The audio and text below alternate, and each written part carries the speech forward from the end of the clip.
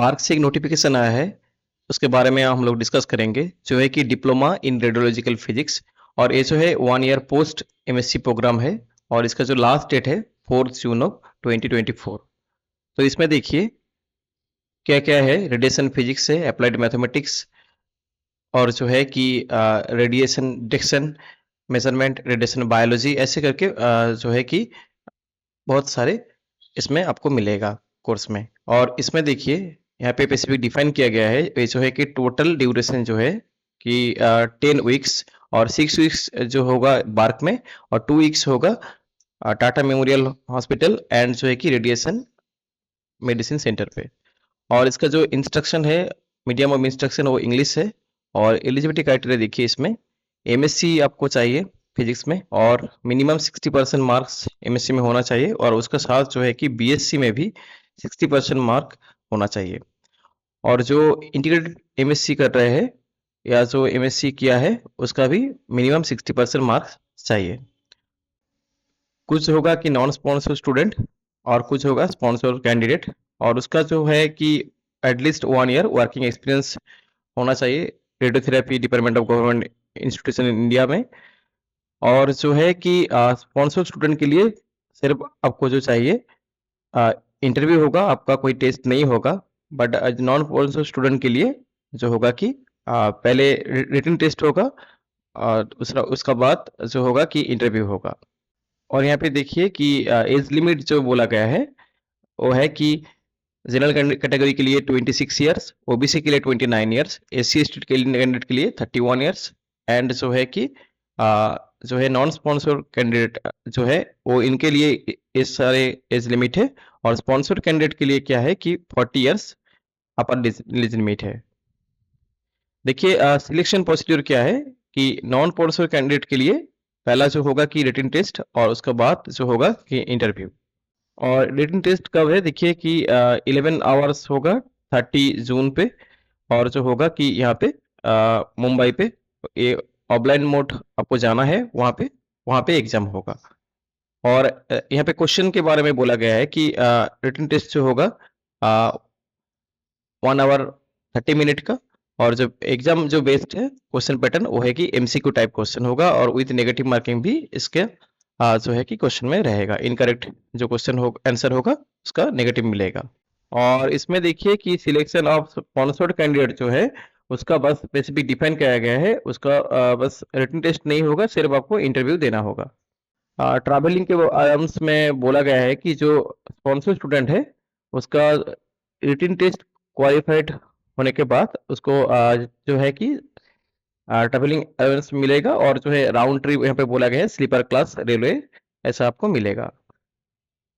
But non जो है कि स्पॉन्सर स्टूडेंट है उसको ये जो है कि ट्रैवलिंग अलाउंस नहीं मिलेगा।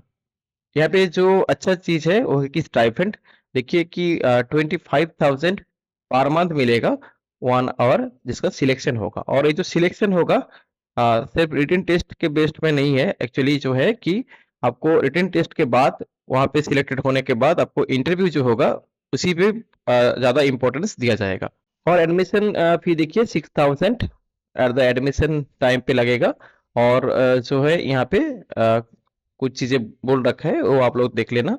एप्लीकेशन फी जो है 500, एंड एससी एसटी कैंडिडेट के लिए कोई फी नहीं लगेगा। एप्लीकेशन जो डेट है, तो देखिए एप्लीकेशन स्टार्ट हो चुका है 14 मई से, और एंड ऑफ डेट जो है 4 जून। या एग्जाम पैटर्न क्या था इसके बारे में हम लोग थोड़ा डिस्कस करेंगे। एग्जाम पैटर्न जो है कि MCQ type, total number of question जो रहता है कि 100, और टाइम जो है कि 130 मिनट। और इसमें एक चीज आपको ध्यान में रखना है कि प्रीवियस ईयर में जैसे सिलेक्शन हुआ है रिटन टेस्ट में, आपको इसी टाइम में 75% क्वेश्चन ठीक करके आना है, या जो है कि 75% पे सिलेक्शन हो जाता है। ठीक है, दैट मीन्स आपको जो है कि जितना ज़्यादा क्वेश्चन हो सके आपको करना है। और इसमें जो सिलेबस है वो स्कूल लेवल का 11-12 का जो फिजिक्स है, और बीएससी फिजिक्स में से क्वेश्चन आता है। दैट मीन्स देखिए कि 11-12 में से बेसिक जो है कि वेक्टर, डायमेंशन एनालिसिस, मैकेनिक्स में जो है ग्रेविटेशन लेके फ्लूइड डायनामिक्स, ऐसे मान लीजिए कि कुछ टॉपिक है जैसे न्यूटन मैकेनिक्स, इसमें से क्वेश्चन आ जाता है कि इलास्टिसिटी से भी एक दो क्वेश्चन आ जाता है। नेक्स्ट जो टॉपिक है हीट थर्मोडायनेमिक्स, उसमें first law, second law, entropy, inter energy, इसमें से क्वेश्चन आ जाता है जो एक्चुअली स्कूल लेवल या बीएससी का जो फर्स्ट स्टार्ट होता है थर्मल फिजिक्स से, वहाँ से क्वेश्चन आता है। वेव्स ऑसिलेशन से भी क्वेश्चन आया है, बहुत क्वेश्चन। ऑप्टिक्स से क्वेश्चन आता है, और इलेक्ट्रोस्टैटिक्स एंड मैग्नेटोस्टैटिक्स में स्कूल लेवल से क्वेश्चन आता है, एडवांस लेवल से क्वेश्चन इतना ज़्यादा नहीं आता है।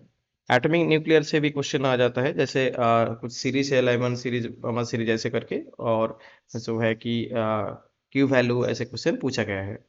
क्वांटम मैकेनिक्स में भी बेसिक पार्ट से क्वेश्चन पूछा गया है, और इलेक्ट्रॉनिक्स में सबसे ज़्यादा क्वेश्चन आया है प्रीवियस जितना साल में क्वेश्चन हुआ है। जैसे मान लीजिए कि इलेक्ट्रॉनिक्स में किर्चॉफ लॉ से लेके circuit diagram, alternating current, direct current, circuit theory, इसमें बहुत क्वेश्चन आया है। और इलेक्ट्रोमैग्नेटिक थ्योरी में बेसिक से क्वेश्चन आता है, और सॉलिड स्टेट पीस में भी बेसिक कुछ क्वेश्चन आ जाता है। But most of the important जो टॉपिक है वो है कि मैथ फिजिक्स आपको देखना है। उसमें जो है कि वेक्टर, मैट्रिक्स, डिफरेंशियल इक्वेशन, और जो है कि मैकेनिक्स भी इम्पोर्टेंट है, और उसके साथ electronics, wave oscillation, thermal physics, ये सारे जो टॉपिक है ज़्यादा इम्पोर्टेंट है। कुछ क्वेश्चन देखिए प्रीवियस ईयर का, कुछ क्वेश्चन यहाँ पे जो है कि ऐसा क्वेश्चन आ जाता है, आप लोग देख लीजिए कि वेक्टर से क्रॉस प्रोडक्ट, डॉट प्रोडक्ट से क्वेश्चन आ जाता है, या जो है कि vector triple product, scalar triple product से क्वेश्चन आता है। हाँ, नेक्स्ट जो है कि सर्किट से क्वेश्चन आता है, जैसे यहाँ पे देखिए इलेक्ट्रॉनिक्स से डिजिटल एनालॉग दोनों से क्वेश्चन आता है, और ऐसे करके मैकेनिक्स से क्वेश्चन, या जो है कि थर्मल फिजिक्स से भी क्वेश्चन आ जाता है। तो हम लोग एक सेपरेट वीडियो आप लोग के लिए बनाएंगे, जहाँ पे प्रीवियस ईयर का क्वेश्चन और उसका सॉल्यूशन डिस्कस करेंगे। तो यही था कि कुछ जो है कि प्रीवियस ईयर का क्वेश्चन, या जो है कि सैम्पल क्वेश्चन, इसमें एक दो क्वेश्चन जो है कि सैम्पल क्वेश्चन है, और बाकी जो क्वेश्चन है ऐसा क्वेश्चन आता है, प्रीवियस ईयर में आया है ऐसा क्वेश्चन, ठीक है। तो यही था आज का जो इम्पोर्टेंट इंफॉर्मेशन के बारे में। तो आप लोग जल्दी से इसका जो है कि एप्लीकेशन कर दीजिए। तो नेक्स्ट सेशन में इसका सॉल्यूशन हम लोग डिस्कस करेंगे। Thank you.